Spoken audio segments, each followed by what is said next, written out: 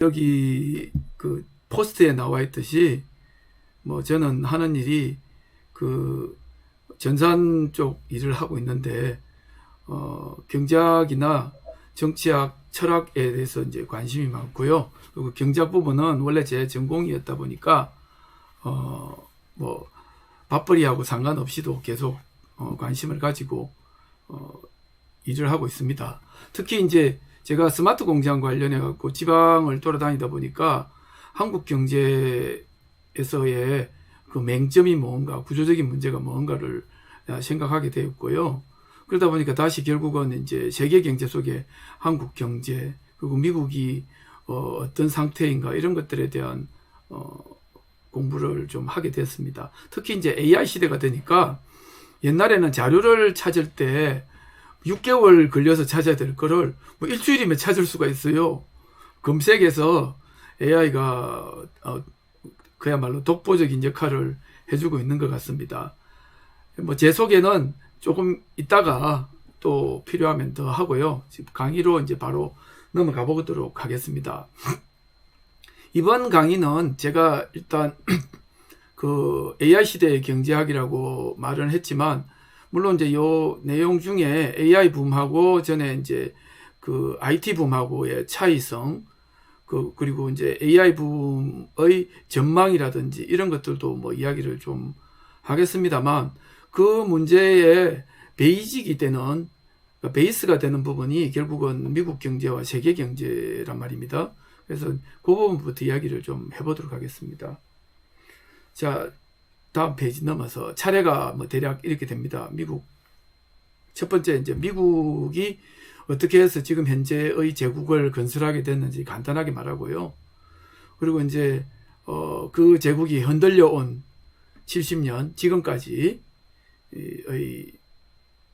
경로를 간단하게 또한 이야기를 하고, 그리고 이제 지금 그 트럼프 정권 하에서의 경제 정책, 그리고 미국 경제의 위기 상황, 이런 것들을 좀 하고, 그 다음에 이제 유럽, 일본, 그리고 중국에 대한 이야기, 그리고 결론을 하도록 하겠습니다.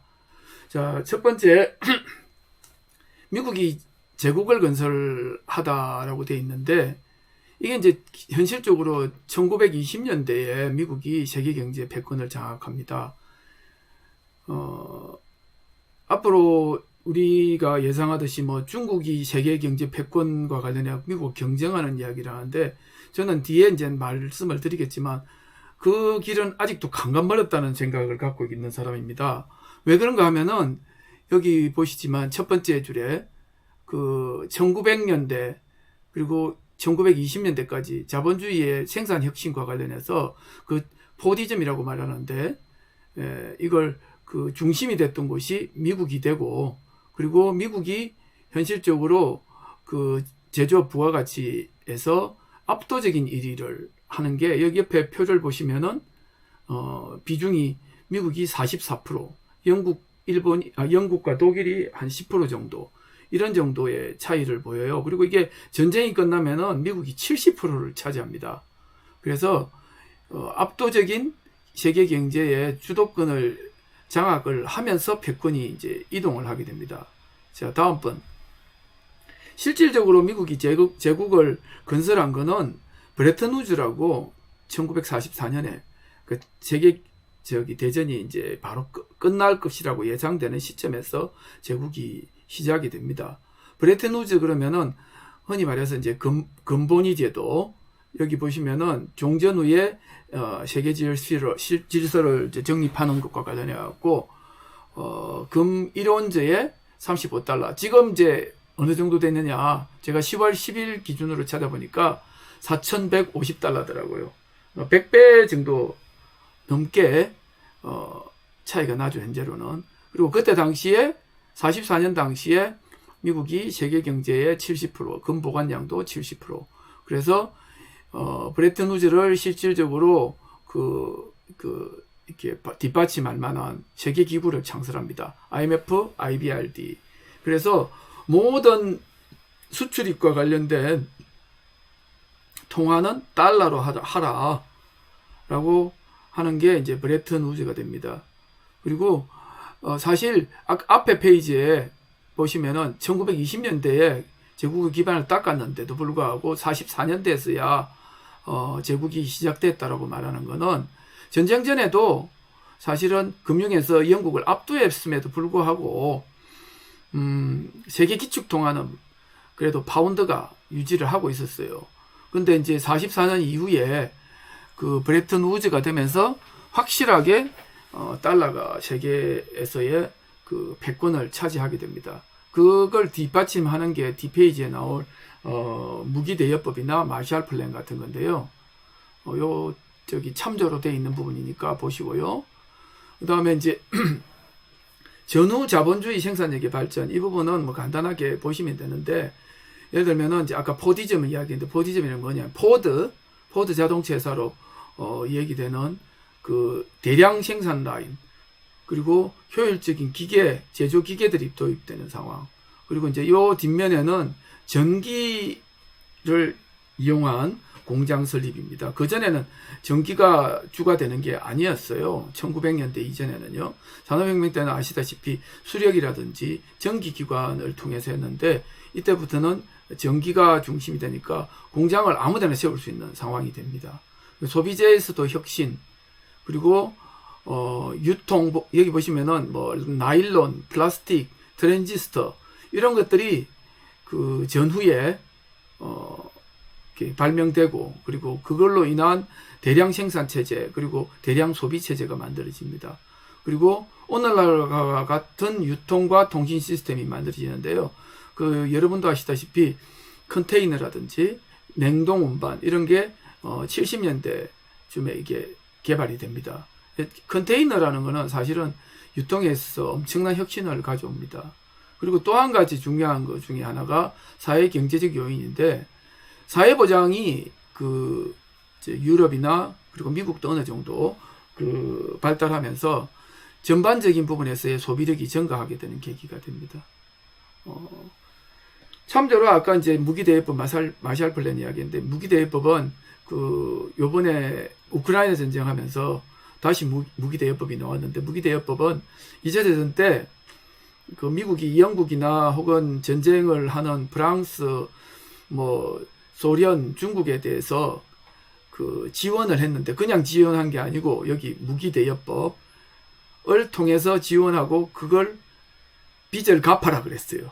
그래서 나중에 빚을, 영국 같은 경우는 아마 2005년도에 청산을 합니다. 돈이 자그마치 313억 달러를 지원을 받았습니다. 앞에 이 달러가 그 지금 달러의 100배라고 계산하면은 이 돈이 3조 달러 이상을 빌렸다는 뜻이 됩니다. 그 다음에 이제 마샬 플랜은 그 전후에 미국이 이제 공급 과잉 상태가 되니까 그 유럽을 공산주의로부터 구제하겠다 그러면서 물자를 퍼줬는데, 그때는 재밌게도 그 무기대여법하고 달리 이때는 그 무상 지원을 합니다. 모두 다 미국의 예산으로 지원합니다. 자, 흔들리는 제국 70년. 이게 이제 언제부터냐면요, 65년인데 1965년 이때 이제 마샬 플랜이 유지된 지 한 20년, 마샬 플랜이 아닙니다. 죄송합니다. 브레튼 우즈 체제가 20년간 유지됐는데, 거기에 최초로 드골이 도발을 하는데요. 뭐냐, 어느 날 갑자기 와가지고 65년쯤에 그 아까 말했던 그 금을 가지고 와서, 달러를 가져와서 금을 달라 그러는 거예요. 우리가 그 브레튼 우즈 같은 경우에 1온즈가 35달러의 체제를 갖고 있으니까 달러를 가져오면은 금을 바꿔주겠다는 뜻이었는데, 안 바꿔주니까 함대를 동원해갖고 달라 그래요. 이 이야기가 왜 생겨났느냐면은 그 베트남 전쟁에 미국이 참전하고 나서 그 뒤에 미국이 계속 달러를 남발을 합니다. 그렇게 되니까 달러의 가치가 현실적으로 많이 떨어졌죠. 그래서 그 드골이 이런 도발을 한 뒤로 유럽 국가들이 태환을 해달라고 금으로 바꿔달라고 러시가 이래요. 그러니까 이게 이제 71년 돼서 닉슨이, 여기 보시면 그림에 나와 있다시피 아 몰랑 이제 달러 가져와도 금이랑 안 바꿔줌 이런 이야기를 하는데 곧 71년에 닉슨이 달러 퇴환을 거부하니까 바로 그 자체가 브레튼 우즈가 붕괴되는 겁니다. 그래서 변동환율제로 바뀌게 됩니다. 달러 패권에 엄청난 그 타격을 받게 됐습니다. 그런데 미국이 참 운도 좋은 게 70년대 들어서 바로 71년 닉슨이 퇴환 거부한 바로 71년이었는데 73년대에서 석유파동이 납니다. 석유파동으로 인해 가지고 핵심적인 내용은 딴 거 아니에요. 누구냐 여기 보시면은 키신저하고 파이잘이 73년도에 회담을 하는데 석유 대금을 달러로만 결제해라 하는 회담을 하고 나서 그러니까 석유와 관련된 그 화폐는 무조건 달러가 되게 되었습니다. 그렇게 돼서 결국은 이제 거꾸로 막대한 그 산유국들의 그 수출 대금, 원유 수출 대금이 이제 쌓이게 되고 그 돈이 미국 금융시장으로 유입되고 그럼으로 인해서 사실은 이제 그 본격적인 국제금융이라는 게 시작되게 되었습니다. 1, 2차 석유파동이 73년부터 발생하고 그리고 핵심적으로 이제 키신저 파이잘 회담을 해서 석유 대금을 달러로만 하는 상황이 됨으로 해서 달러가 기축통화 역할을 다시 하게끔 되었다라고 했는데 두 페이지가 맞구나. 근데 이제 71년에서 다시 15년이 이제 흘러서 프라자 협정이라는 게 나타납니다. 여러분들도 이제 이 1985년 프라자 협정은 오늘날의 미국과 유럽, 일본 의 그 위상을 결정짓는 그 획기적인 그 계기가 되는 게 프라자 협정인데요. 당시에 G5죠. 미국, 일본, 독일, 프랑스, 영국이 G5였는데 G7 이전에 G5였습니다. 이 나라들 재무상들이 일본 같은 경우는 골프 치러 간다 그래 놓고 갑자기 기자들을 따돌리고는 뉴욕의 플라자 호텔에 모여가지고 협정을 맺습니다. 협정의 핵심은 그렇습니다. 엔화하고 마르크의 가치를 절상시키고 결국은 이 각국의 중앙은행이 외환 시장에 개입해가지고 달러를 팔고 엔화 마르크를 삼으로 인해 가지고 그 합의 이후에 달러가 40% 정도 폭락을 합니다. 이거는 왜 그리 됐느냐 하면은 미국의 무역 적자가 심화되고 결국은 무역 적자가 심화된 이유가 미국의 제조업이 경쟁력이 이제 약화되고 결국 일본이나 독일에서 치고 올라온 거죠. 그래서 무역 적자 줄이기 위해서 달러 가치를 하락시켰는데 결과적으로 보면은 일본이나 독일의 제조업 패권이 상대적으로 약화되고 미국의 제조업이 어느 정도 부활을 합니다. 근데 사실은 그렇게 됐다 하더라도 그 추세적으로 볼 때 미국과 일본, 독일, 유럽 같은 경우에 그 제조업에서의 그 일방적인 독주, 미국의 일방적인 독주는 이제 이미 사라지고 경쟁 관계로 돌입했다 하는 걸 말해주는 게 프라자 협정입니다. 그래서 여기 이제 나와 있는 게 제조업 패권의 동류인데 앞에 이야기했던 내용하고 똑같은 건데 여기서 기준 나오지 않습니까? 표 밑에 제조업의 부가가치 점유율 국가별 순위 나오는데 현재로는 중국이 28%, 미국이 28%, 일본, 독일, 한국 이런 식으로 나와 있습니다. 근데 이제 이 제조업은 생산재를 말하는 게 아니고 일반 제조업을 다 포함한 거고요. 나중에 이제 말하겠지만 그 일반 제조업이 중요한 게 아니고 그 생산재가 아주 중요한 내용이 될 겁니다. 일단 요 이야기는 이제 이어서 계속 할 거고요. 여기 보시면은 참고로 그 미국과 중국의 지금 그 해군 함정수 그리고 미국의 반도체 인력 부족 이런 이야기들이 나와 있는데요. 요거는 참조로 보시고요. 이어서 이제 트럼프 정권 이야기를 해보겠습니다. 트럼프는 이제 2025년 1월에 그 출범하면서 메가가 아니네요. 마가입니다. 죄송합니다. 글자를 틀렸네. GA가 아니고 MAGA입니다. 여기 보시면 나와 있다시피. 여기 미국이 하겠다는, 트럼프 정권이 하겠다는 정책의 핵심적인 거는 여기 나와 있어요. 부자 감세, 법인세 낮추고, 관세 올리고, 그 뭐 AI하고 에너지 쪽하고, 그리고 부동산 진작하겠다.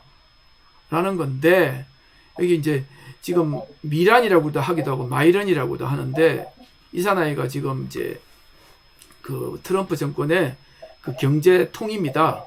핵심 경제 정책을 만들었다 그러는데, 이 사람이 주장이 좀 황당하긴 한데요. 근데 이걸 황당해도 분명하게 알고 있어야 됩니다. 관세를 높이고 환율을 낮추면 인플레도 잡고 이자율을 낮출 수 있다고 주장을 해요. 근데 이제 나중에 이야기 드리겠지만 이자율 낮추는 거는 트럼프 정권에 관여된 사람들이 다 하고 싶어서 난립니다. 그리고 이제 관세를 낮추고 관세를 높이고 환율을 낮추면 제조업에 대해서 그 리쇼링이 될 거라 그러는데 그거 자체도 상당히 유치한 수준이고요. 그리고 또 한 가지는 지금 그 미국의 물가 수준이 엄청납니다. 그래서 실질적으로 그 트럼프 정권 자체의 경제 위기는 하루아침에 혹은 그 10년이 지나도 해결될 수 있는 방안이 없어요. 다음 페이지를 한번 볼게요. 여기서부터는 제가 이제 미국 경제 위기 상황을 이해를 해보자. 미국이 어떤 상황인지 하는 걸 이제 정리를 좀 했습니다. 일단 그 미국 이전에 거품 자산 넘치는 유동성, 이거는 그 미국이 지금 일본이 했던 길을 똑같이 지금 이제 가려고 하는 건데요. 일본 같은 경우 뒤에 잠깐 나오겠지만 일본은 재정 적자가 세계에서 제일 높아요. 그러다가 돈을 거의 무한정 찍어내고 있어요. 무한정 찍어냈는데도 불구하고 인플레가 거의 없는, 물가가 거의 제로 상태, 물가 상승률이 거의 제로 상태를 보이는 아주 그 특이한 경제를 보이고 있어요. 물론 이유는 있습니다. 왜 그리 됐는지. 근데 이제 미국도 일본의 실험으로 거의 유사한 방향으로 가려고 하는 게 아닌가 하는 생각이 많이 드는 게요. 실질 성장은 없는데 실질 성장이 없으니까 경제 규모 자체가 혹은 GDP 자체가 성장이 없어야 되는데도 불구하고 인플레로 인해 가지고 GDP 성장이 상당히 그 높은 걸로 나타났고요. 그리고 지금 미국에서 매그니피선 7이라고 그래가지고 그 시가총액 1위부터 7위까지가 IT 기업이 차지하고 있는데 얘들이 토탈하면은 미국 그 정시의 그 35%, 시가총액 35%를 차지하고 있어요. 그래서 보면은 애플 같은 경우는 그 시총이 이것도 지금부터 이 숫자보다 좀 더 올랐을 거예요.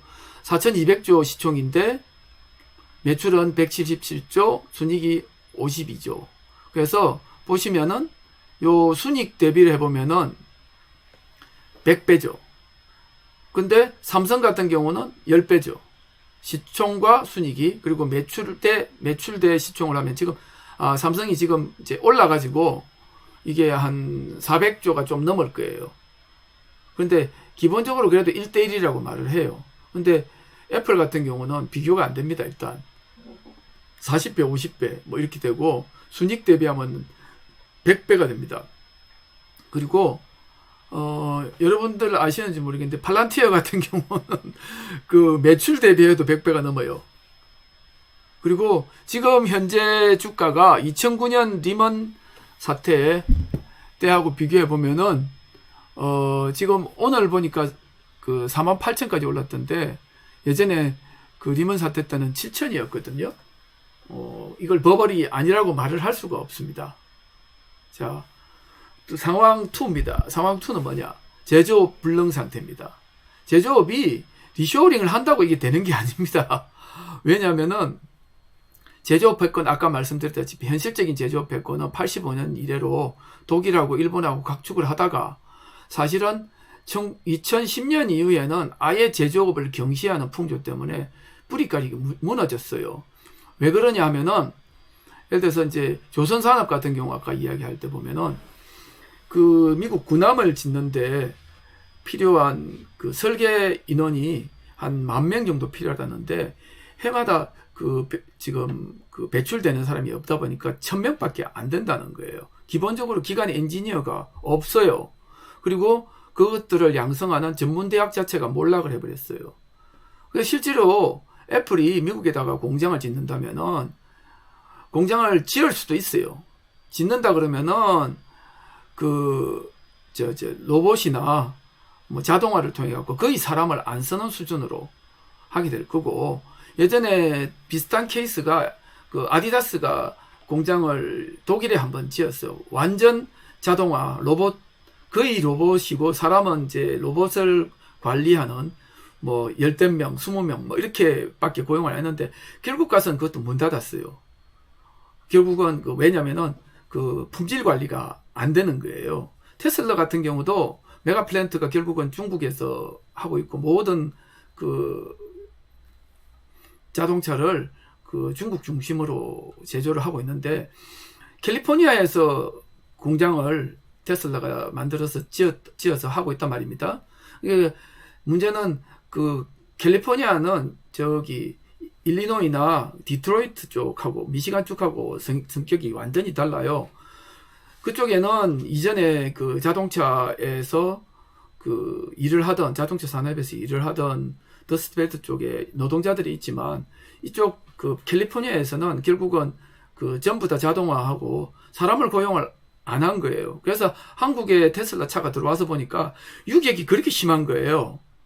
그 뭐 차 유격 아시죠? 그 본네트를 떠 보면은 옆이 이쪽 옆하고 오른쪽 옆하고 왼쪽 옆이 차이가 다른 거예요. 그래서 결국은 다 따가지고 볼트 풀어서 다시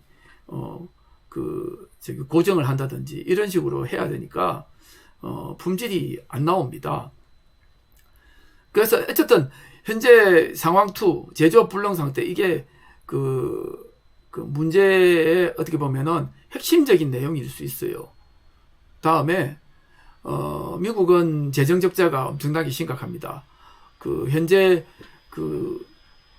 순수한 적자 총액이 이제까지 총액이 37조가 되고요. 그리고 매년 1.5조 이상, 1.5조 달러라 그러면은 감이 잘 안 오는데, 그 감이 오는 방식을 제가 좀 이따가 한 번 더 설명을 드릴게요. 그래서 만일에 관세를 거두고 환율을 낮춘다고 해도 이 문제에 대한 해결이 안 돼요. 실질적으로 재정 적자를 해결하는 문제는 이건 미국만 문제가 아니라 유럽도 지금 똑같은 문제인데 무조건 하나 방법밖에 없어요. 세금 더 걷고 그 다음에 돈 나가는 거 줄이고 이래야 되는데, 뭐 기본적으로 그 트럼프 정권이든 지금 이번에 그 집권을 할지 안 할지 모르겠지만 일본 새로운 정권도 부자하고 기업에 세금을 깎아주고 있다는데 이래가지고는 빚을 해결할 방법이 없어요. 그리고 이제 상황 네 번째, 미국의 IT 산업 위기. 이건 뭐 여러분들이 아시고 계시지만 세계의 IT 산업은 사실은 미국 혼자 하는 플레이하는 플레이그라운드입니다. SNS, 게임 산업, 휴대전화, MP3. 이 보시면 옛날에 MP3 같은 경우나 휴대전화 처음 만들 때는 한국도 역할을 많이 했죠. 근데 물론 이제 그걸 우연이라고 생각할 수 있지만, 예를 들어 삼성이 왜 안드로이드를 안 샀냐? 안드로이드 샀으면은 현재 뭐 지배하고 있지 않겠느냐라고 생각하시겠지만 그렇지 않아요. 이런 부분에 있어서 IT 산업에 있어서는 미국의 패권, 미국이 그 산업을 절대적으로 지배하려고 하고 있고, AI 혁신도 마찬가지예요. 이 부분에 있어서는 미국이 완전히 독점하고, 예를 들면은 유럽 같은 데를 보십시오. 우리나라만 그래도 해도 다행인 게 아리한글이나 네이버 같은 게 있고 카톡이 있는데 유럽은 그렇지 않아요. 아리한글 같은 것도 없고 무조건 다 오피스 워드 써야 되죠. 그 다음에 또 뭐 SNS, 카톡 같은 게 어디 있습니까? 전부 다 미국 거 써야 됩니다. 그리고 이제 문제는 제가 이제 AI 부분에 대해서 이제 붐을 이야기하면서 이야기하겠지만 AI 혁신이 대량 생산품과 연결이 되지 않아요. 결국은 뭔 소리냐? 이 분야로 가지고 미국 국민을 먹여 살리지 못한다는 겁니다. 고용이 별로 없다는 거예요. 죄송합니다. 공황에 대한 거는 나중에 다시 한번 설명을 드릴게요. 혹시라도 이게 공황이 될 수 있는 거는요. 그러면 이제 상황 6번째부터 먼저 설명을 드릴게요. 상황 6번째가 트럼프가 최근에 자산을 60%를 채권에 투자를 하고 있답니다. 물론 그전에는 거의 부동산에 투자했었는데 상당히 많이 팔아서 채권에 투자하고 있고요. 이 가격을 방어하기 위한 노력을 많이 하는데 핵심적인 그 채권과 관련된 수익을 올리려면 이자율을 하락시켜야 됩니다. 이자율이 2% 정도 하락하면요, 채권에게 30% 이익이 생긴답니다. 엄청난 이익이 생깁니다. 전번에 그 최상목이가 미국에 그 20만 달러 투자했다 그러는데 20만 달러를 투자한 상태에서 물론 이제 그 환율 이득도 많이 받지만요. 만일에 이자율이 한 1%만 내리면은 15%의 추가적인 이익이 생겨요. 2% 생기면은 30%의 추가적인 이익이 생기고요. 이게 엄청난 겁니다.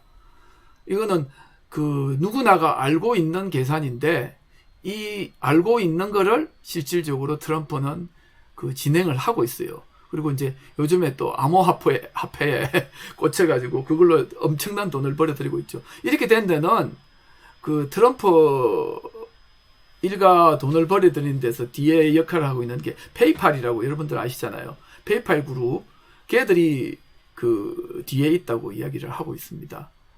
그리고 여러분들도 아시겠지만 느꼈을 거예요. 이 사람들은 트럼프는 핑계만 있으면 파국이 진행된 상황도 불사할 것이다. 예를 들면 이자율 하락, 환율 하락, 그리고 주식 같은 것들이 폭락되든 말든 부동산을 올리기 위한 노력하고 그 다음에 채권 투자한 거에 대해서 돈을 벌려고 하는 것들을 할 것이다 라고 생각을 하고 있습니다. 그리고 마지막으로 상황 7인데 이거는 이제 스테이블 코인, 여러분들도 관심을 많이 갖고 있는 부분일 겁니다. 스테이블 코인은 그 여러분이 알고 계시는 그 뭡니까 이건 디지털 화폐란 말입니다.